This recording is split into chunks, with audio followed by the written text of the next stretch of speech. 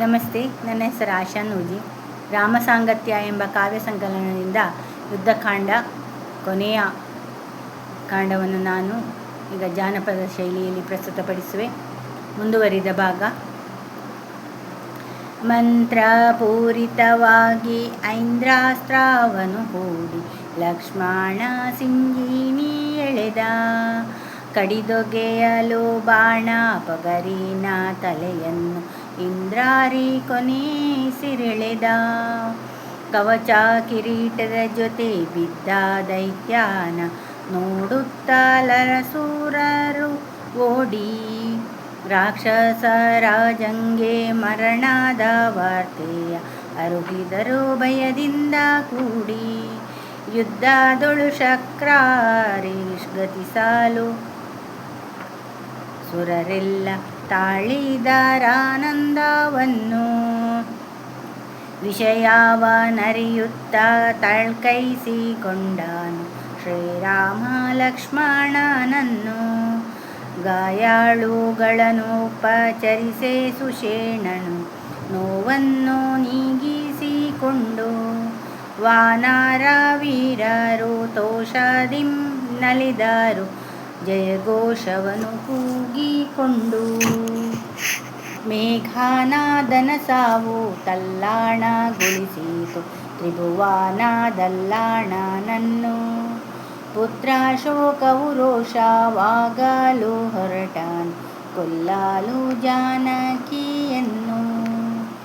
ಖಡ್ಗವನೆತ್ತಿ ಧಾವಿಸಿ ಬಂದ ಧನುಜೇಂದ್ರ ಶಿಕ್ಷಾ ಪಾವನದೆಡೆಗೆಂದು, ಮಂತ್ರಿಸು ಪಾರ್ಶ್ವನು ಮರಳಿಸಿದನು ರಾಜ ಸಭೆಯತ್ತ ನೀತಿಯ ನೊರೆದು.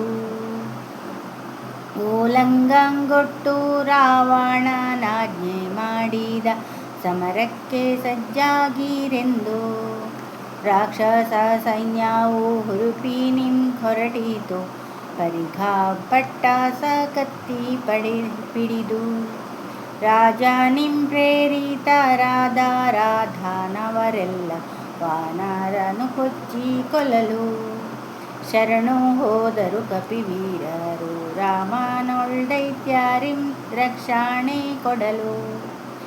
ಏಕಾಂಗಿ ಶ್ರೀರಾಮ ಹಗೆಗಳಿಗೆಸೆದನು ಅಗ್ನಿ ಜ್ವಾಲೆಯ ಪೋಲ್ವ ಶರವ, ಕೋದಂಡವನೆತ್ತಿ ಸುಟ್ಟು ರುಹಿದ ನಾಥ ಲಂಕೇಶ್ವರನ ಮೂಲ ಬಲವ.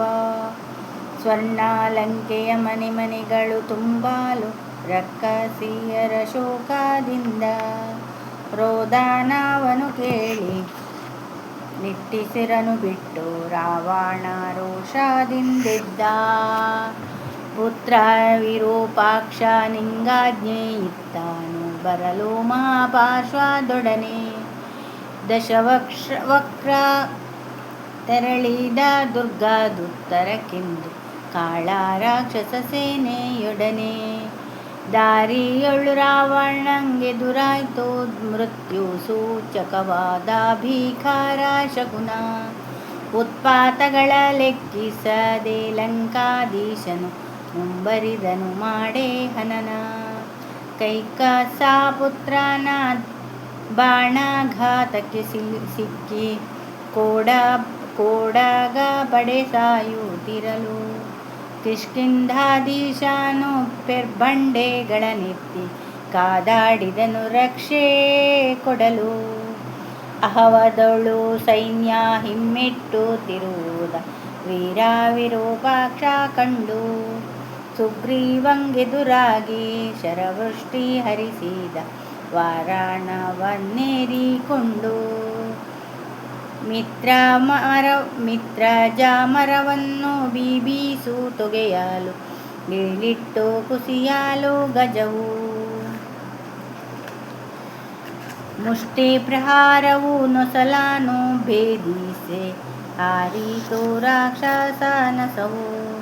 ಧನುಜ ವಿರೂಪಾಕ್ಷ ಮೃತ್ಯುವನ್ನಪ್ಪಲು ಬಂಧ ಮಹೋದರ ದುರಕೆ, ಕಪಿರಾಜ ಶೌರ್ಯದಿಂದ ಸುರನ ಶಿರವನ್ನು ಕತ್ತಿಯಿಂ ಕೆಡವಿದ ನೆಲಕ್ಕೆ. ಧನ್ಯವಾದಗಳು.